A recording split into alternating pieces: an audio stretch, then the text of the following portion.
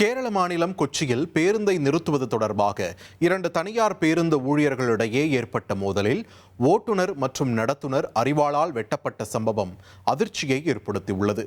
காயமடைந்த இருவரும் மருத்துவமனையில் அனுமதிக்கப்பட்ட நிலையில் தாக்குதல் தொடர்பான சிசிடிவி காட்சிகள் வெளியாகியுள்ளன.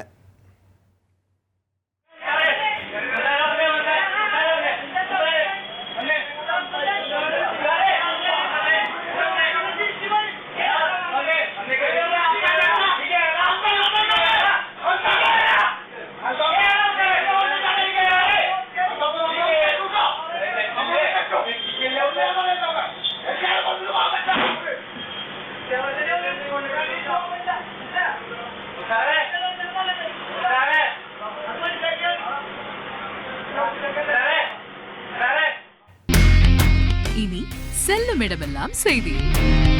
தந்தி டிவியின் வாட்ஸ்அப் சேனலை ஃபாலோ பண்ணினா செல்லருக்கும் இடமெல்லாம் செய்தி. இதோ QR கோட் இப்பவே ஸ்கேன் பண்ணுங்க, ஃபாலோ பண்ணுங்க.